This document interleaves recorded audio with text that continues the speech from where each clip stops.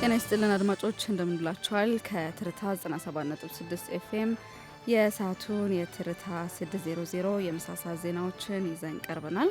የቢዝነስ ዘገባዎችም አሉን። አብራችሁ እንድትቆዩ እየጋበዝናችሁ ዜናዎችን እየመራው እኔ ብርቱካን ዋልተንጎስ አብራችሁ ቆይታ አድርጋለሁ። አብራችሁን ቆዩ።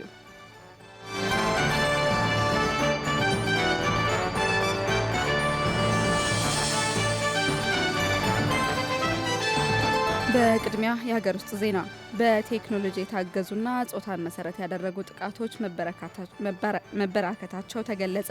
በቴክኖሎጂ የታገዙና ጾታን መሰረት ያደረጉ ጥቃቶች በከፍተኛ ሁኔታ እየጨመሩ መሆኑ ተገልጿል። በቴክኖሎጂ የሚደገፉ ጾታዊ ጥቃቶችን አስመልክቶ የንቁ ኢትዮጵያ ሚዲያና ኮንሰልታንሲ መስራች ሮቦት አያሌው በተለይ ለትርታ እንደተናገሩት በቴክኖሎጂ አማካኝነት ጾታን መሰረት ያደረጉ ጥቃቶችን የሚፈጽሙ አካላት ቁጥራቸው መበራከቱን ነው የገለጹት።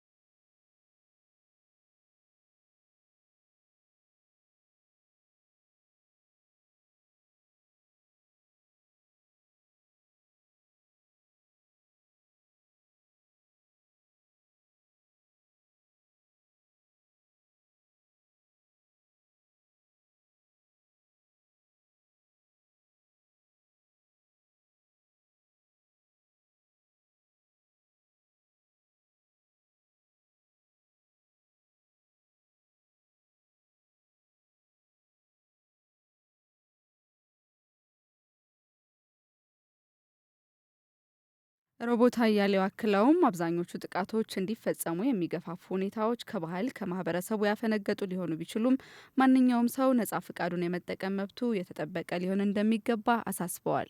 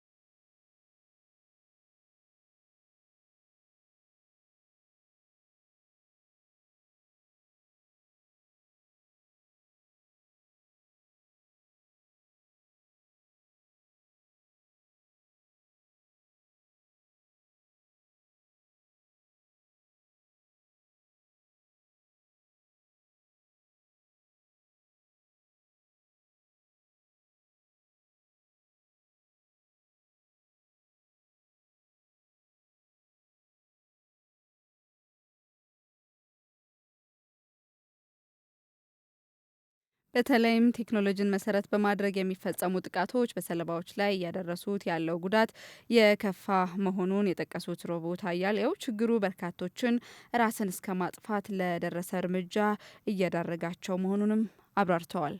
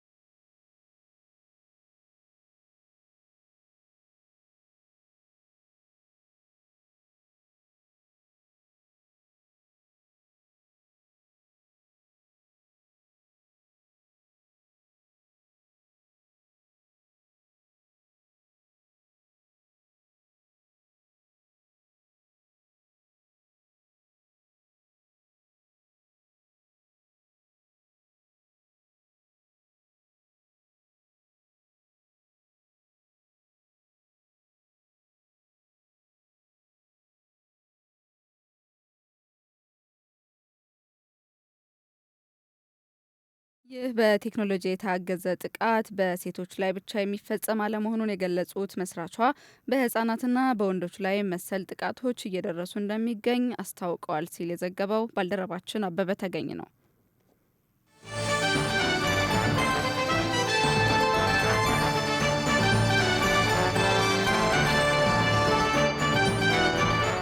ባለፉት 3 ዓመታት ብቻ በህገወጥ መንገድ የሀገሪቱን ድንበሮች ለማቋረጥ የሞከሩ 25,000 ዜጎች በቁጥጥር ስር ውለው ወደ መጡበት ቀዬ እየተመለሱ መሆኑን የሴቶችና ማህበራዊ ጉዳይ ሚኒስቴር አስታወቀ። የሴቶችና ማህበራዊ ጉዳይ ሚኒስቴርና የፍትህ ሚኒስቴር ከባለድርሻ አካላት ጋር በመተባበር በአዲስ አበባ የምክክር መድረክ አካሂዷል። የሴቶችና ማህበራዊ ጉዳይ ሚኒስትር ዴኤታ ሁሪያ አሊ በመድረኩ ላይ እንደገለጹት ከሆነ ባለፉት 3 ዓመታት ብቻ በህገወጥ መንገድ ድንበር ለማቋረጥ የሞከሩ 25,000 ዜጎች በድንበር አካባቢ ተይዘው ወደ መጡበት ቀዬ እንዲመለሱ ተደርጓል። ሚኒስትር ዴኤታው አክለውም ዜጎች ክልል አቋርጠው የሚሄዱ በመሆናቸው ችግሩን ለማቃለል ብሔራዊ የቅብብሎሽ ስርዓት ተዘርግቶ ተግባራዊ እየተደረገ ይገኛል። ይህ ስርዓትም በቅብብሎሽ ሂደት ላይ የነበሩ ክፍተቶችን በመፍታት ረገድ አበረታች ውጤት እየመጣ መሆኑንም ተናግረዋል። የፍትህ ሚኒስትር ዴኤታዋ በላይሁን ይርጋ በበኩላቸው በህገወጥ መንገድ የሚሰደዱ ዜጎች በመንገድ ላይና በመዳረሻ ሀገሮች ለከፋ እንግልትና አደጋ እንደሚጋለጡ አስታውሰዋል። መንግስት ዜጎችን ለስደት የሚዳርጉ ደላሎችን በህግ ተጠያቂ ለማድረግ በትኩረት እየሰራ መሆኑን የጠቀሱት ሚኒስትር ዴኤታዋ በአሁኑ ወቅትም በርካታ ህገወጥ ሰው አዘዋዋሪዎች በቁጥጥር ስር ውለው ጉዳያቸው በህግ እየታየ እንደሚገኝ ገልጸዋል። ለ3 ቀናት በሚቆየውና ትላንት በተጀመረው በዚህ የምክክር መድረክ ላይም ኢመደበኛ ስደትን ለመከላከል የሚያስችል የጋራ ስልት ይቀየሳል ተብሎም ይጠበቃል።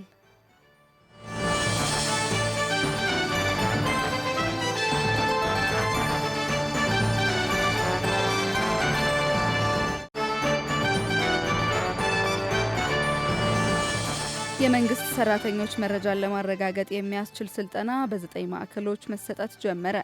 በኢትዮጵያ ስታትስቲክ አገልግሎትና በሲቪል ሰርቪስ ኮሚሽን ትብብር የሚከናወነው የመንግስት ሰራተኞች ፐርሶኔል መረጃን የማረጋገጥ ስራ ለሚሳተፉ መረጃ ሰብሳቢዎችና ተቆጣጣሪዎች ስልጠና መሰጠት ተጀምሯል። ስልጠናው በሀገሪቱ በተዘጋጁ 9 ማዕከሎች ለሚገኙ ከ4,000 በላይ ባለሙያዎች እየተሰጠ ይገኛል። የኢትዮጵያ ስታትስቲክስ አገልግሎት ዋና ዳይሬክተር ዶክተር በከር ሻሌ ስልጠናውን በበይነ መረብ በከፈቱበት ወቅት እንዳሉት ከሆነ የሀገሪቱን የልማት አቅም ለማሳደግ የሲቪል ሰርቪስ ተቋማትንና ፈጻሚዎችን ማዘመን የሪፎርሙ አንዱ አካል ነው። ለዚህ ደግሞ የተረጋገጠና ጥራት ያለው የሰራተኛ መረጃ መኖር ወሳኝ መሆኑንም አንስተዋል። የሲቪል ሰርቪስ ኮሚሽነር ዶክተር መኩሪያ ኃይሌ በበኩላቸው ስራው ጥራት ያለው የሰው ኃይል መረጃን ለማደራጀትና መንግስት በማስረጃ ላይ የተመሰረተ ውሳኔ እንዲሰጥ ለማገዝ ትልቅ ፋይዳ እንዳለውም ገልጸዋል። ኮሚሽነሩ አክለውም ለስራው መሳካት ድጋፍ ላደረጉ የክልል አመራሮችና የከፍተኛ ትምህርት ተቋማት ምስጋናቸውን አቅርበዋል። በዚህ ለ6 ቀናት በሚቆየው ስልጠና ላይ ከዩኒቨርሲቲዎችና ከቴክኒክና ሙያ ተቋማት የተውጣጡ መምህራን እንዲሁም ልምድ ያላቸው የመረጃ ሰብሳቢ ባለሙያዎች በመሳተፍ ላይ እንደሚገኙ ትርታ ከኢትዮጵያ ስታትስቲክ ባለስልጣን ለማወቅ ችሏል።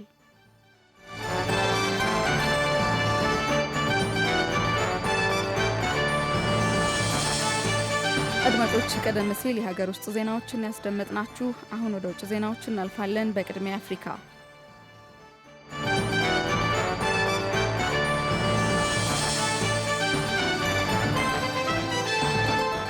ሶማሊያ ከ2026 እስከ 2030 የሚቆይ አዲስ የሙስና መከላከያ ስትራቴጂ አጸደቀች። ይህ ስትራቴጂ በዋና ከተማዋ ሞቃዲሾ በተካሄደው ኮንፈረንስ ላይ የጸደቀ ሲሆን የካቢኔ አባላት፣ የፌዴራልና የክልል ባለስልጣናት፣ የፍትህ አካላትና የሲቪል ማህበረሰብ ቡድኖች ተወካዮች ተገኝተዋል ሲል የመንግስት ባለስልጣናት ተናግረዋል። የብሔራዊ የጸረ ሙስና ስትራቴጂ ግልጸኝነትን ለማሻሻል፣ የህዝብ ሀብቶችን ለመጠበቅና በመንግስት ተቋማት ላይ እምነትንና እንደገና ለመገንባት የታለሙ የፖሊሲ እርምጃዎችንና የክትትል ዘዴዎችን ይዘረዝራል። የፍትህና ህገ መንግስት ጉዳዮች ሚኒስትር ሐሰን ሙዓሊም መሐሙድ ሙስናን መዋጋት ከመንግስት ተቋማት ብቻ በላይ የጋራ ኃላፊነት መሆኑን ተናግረዋል። መንግስት ሶማሊያን በስፋት ከተጎዱ ሀገራት ዝርዝር ውስጥ ለማስወገድ ቁርጠኛ ነው ሲሉ ዜጎች በተጠያቂነት ጥረቶች ውስጥ ንቁ ሚና እንዲጫወቱም አሳስበዋል። በስብሰባው ላይ የተገኙ ባለስልጣናት ሙስና የህዝብ አገልግሎትንና የመንግስት ተቋማትን በማዳከም የሀገር ደህንነትን እንደሚያዳክም አጽንኦት ሰጥተዋል። የውስጥ ደህንነት ሚኒስትር አብዱላሂ ሼክ እስማኤል በመረጋጋትን ለማረጋገጥ ሙስና መፍትሄ ሊፈለግለት ይገባልን ብለዋል።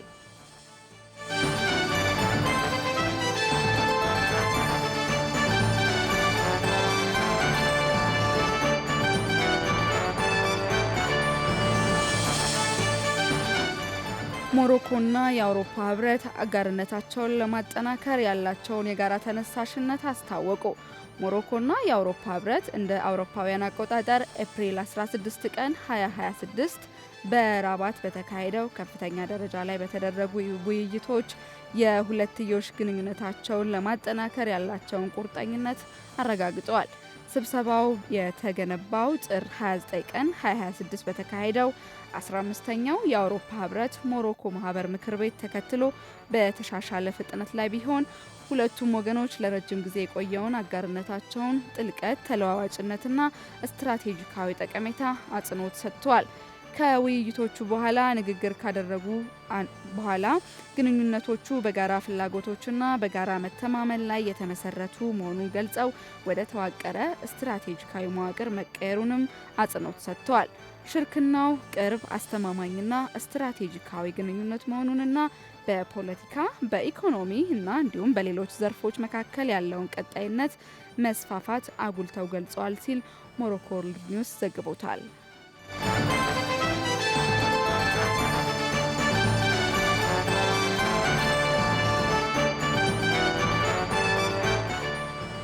የአሜሪካ መከላከያ ሚኒስትር ኢራን ከስምምነት ላይ የማትደርስ ከሆነ የዩናይትድ ስቴትስ ጦር የማጥቃት ዘመቻ ለመጀመር ዝግጁ መሆኑን በመግለጽ በብልሃት እንድትመርጥ አስጠነቀቁ። የአሜሪካ መከላከያ ሚኒስትር ፒት ሄግስቴት እና የፔንታጎን የጋራ ወታደራዊ አዛዦች ሊቀመንበር የሆኑት ጀነራል ዳን ኬን እንዲሁም የአሜሪካ ማዕከላዊ እዝ አዛዥ አድሚራል ብራድ ኩፐር ዛሬ በጋራ መግለጫ ሰጥተዋል። ሀክሴት ኢራን ከአሜሪካ ጋር በሚኖራት ድርድር በብልሃት እንድትመርጥ አስጠንቅቀዋል። ሚኒስትሩ ጦሩ ማንኛውንም ትዕዛዝ፣ መሳሪያዎችን አቀባብሎና ለመሄድ ዝግጁ ሆኖ እየጠበቀ መሆኑንም ተናግረዋል።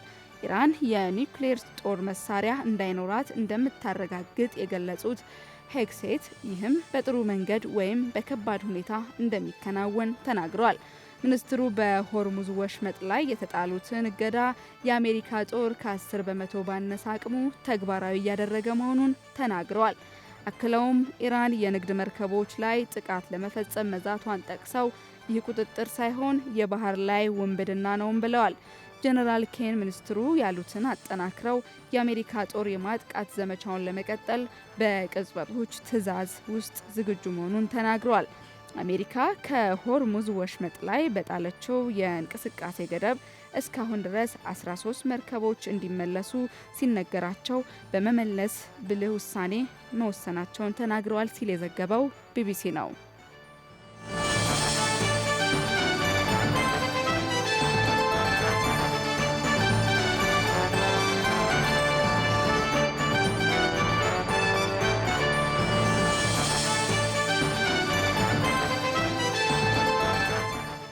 የተወደዳችሁ አድማጮች ቀደም ሲል የሀገር ውስጥና የባህር ማዶ ዘገባዎችን ለእናንተ አደረስን። አሁን ወደ ቢዝነስ ዘገባዎች እናልፋለን።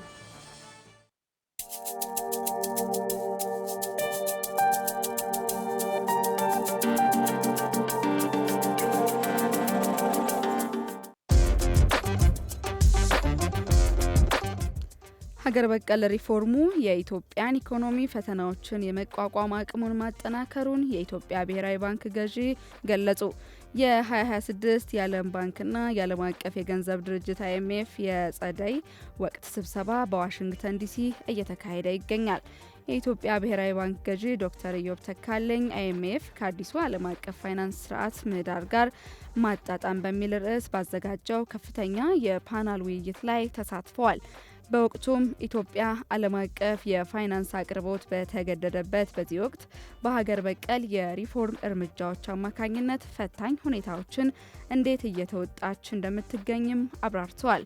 ዶክተር ኢዮብ ተካልኝ በንግግራቸው የኢትዮጵያን አጠቃላይ የሀገር በቀል የኢኮኖሚ ማሻሻያ ሪፎርም ዋና ዋና ነጥቦችንም አንስተዋል። ሪፎርሙ የምንዛሬ ተመን ማዕቀፍን ማጠናከር፣ የገንዘብ ፖሊሲን ማዘመን፣ የሀገር ውስጥ ሀብት አሰባሰብን ማሳደግና ኢኮኖሚው ይበልጥ በግል ዘርፍ የሚመራ እንደሆነ ለማድረግ የሚከናወኑ ወቅታዊ ሪፎርሞችን ያካተተ መሆኑን ገልጿል። የኢኮኖሚው የመቋቋም አቅም መጠናከር በውጭ ንግድ፣ በውጭ ምንዛሬ ክምችትና በገቢ አሰባሰብ ላይ ተጨባጭ ለውጥ እያመጣ መሆኑንም የባንኩ ገዢ አመላክተዋል። ምንም እንኳን የኢትዮጵያ ሪፎርም በሀገር ውስጥ ባለቤትነት የሚመራ ቢሆንም የልማት አጋሮች የሚያደርጉት የተቀናጀ ድጋፍ ለውጤታማነቱ አስፈላጊ መሆኑን ገዢው አስገንዝበዋል። በተለይም ዓለም አቀፋዊ አለመረጋጋት በግልጽ የሚታይበት በዚህ ወቅት ሀገራዊ የልማት ጥረቶችን ለማሳካት የልማት አጋሮች የሚያደርጉት ድጋፍ ተጠናክሮ መቀጠል እንዳለበትም አሳስበዋል። ይህ የፓናል ውይይት ኢትዮጵያ የማክሮ ኢኮኖሚ መረጋጋትን ለመጠበቅ ሪፎርሞችን ለማስቀጠልና ተለዋዋጭ በሆኑ ዓለም አቀፍ ተግዳሮቶች ውስጥ ይበልጥ ጠንካራና ሁሉን አቀፍ ኢኮኖሚ ለመገንባት ያሉትን ቁርጠኝነት ዳግም ያረጋገጠ ሆኗል። ገዢው እንዳሉትም በሀገር ደረጃ እያደገ የመጣውን የለውጥና የብልጽግና ፍላጎት በማንሳት ኢትዮጵያ የአፍሪካ ተምሳሌት የመሆን ጉዞ እንዳለችም ገልጿል። በውይይቱ ላይ የኢትዮጵያ የኢኮኖሚ አይበገረኔት አድናቆት እንዳገኘ የኢትዮጵያ ብሔራዊ ባንክ መረጃ ያመላክታል።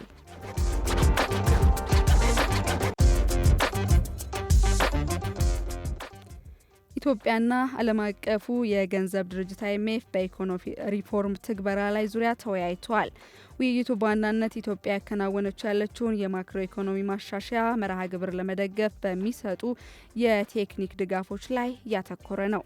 የመንግስት የፋይናንስ አሰራርና የበጀት አጠቃቀም ግልጸኝነትን ማሻሻል እንዲሁም የአየር ንብረት ለውጥ ስጋቶችን ከሀገሪቱ የኢኮኖሚ እቅድና በጀት ጋር ማጣጣም በሚቻልባቸው ጉዳዮች ላይ መክሯል። የታክስ ፖሊሲና አስተዳደርን በተመለከተ የኢትዮጵያን የታክስ ስርዓት ለማዘመን የታክስ መሰረቱን ለማስፋት እንዲሁም በዲጂታላይዜሽንና በተቋማዊ አቅም ግንባታ አማካኝነት የታክስ ሕግ ተገዥነትን ለማሻሻል በሚቻልባቸው መንገዶች ላይ ሁለቱ ወገኖች ተወያይተዋል። የIMF ቡድንም ኢትዮጵያ ፍትሐዊና ቀልጣፋ የታክስ ስርዓትን በማረጋገጥ ቀጣይነት ያለው የገቢ እድገት እንድታስመዘግብ የታለመ የቴክኒክ ድጋፍ ለማድረግ ያለውን ቁርጠኝነት በድጋሚ አረጋግጧል። የመንግስት የልማት ድርጅቶች ሪፎርምን በተመለከተ ልዑኩ መንግስት መልካም አስተዳደርን ለማስፈን የፋይናንስ ስርዓትን ለማጠናከር እንዲሁም የዋና ዋና የልማት ድርጅቶችን አፈጻጸምና ተጠያቂነት ለማሻሻል እያደረገ ያለውን ቀጣይነት ያለው ጥረት አስመልክቶ ገለጻ አድርጓል። IMF በበኩሉ የተጀመሩ ጥረቶች በማበረታታት የፊስካል ስጋቶችን ለመቀነስ ጠንካራ የክትትል ማዕቀፎችና ግልጽ የሪፖርት አቀራረብ ስርዓቶች ወሳኝ መሆናቸውን አጽንኦት ሰጥቷል። በፊስካል ግልጸኝነት ዙሪያ የተደረገው ውይይት የህዝብ ፋይናንስ አስተዳደር ስርዓቶችን ማጠናከር፣ የበጀት ታማኒነትን ማሻሻልና የፊስካል ሪፖርቶችን ከዓለም አቀፍ ምርጥ ተሞክሮች ጋር ማጣጣም በሚሉ ጉዳዮች ላይም ትኩረቱን አድርጓል።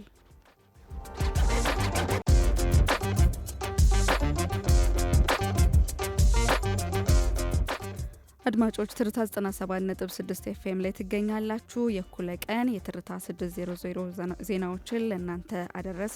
ቀሪ የትርታ መሰናዶች እስከ እኩለ ሌሊት 6 ሰዓት ድረስ መደመጣቸውን ይቀጥላሉ። ሰናይ ቀን ይሁንላችሁ።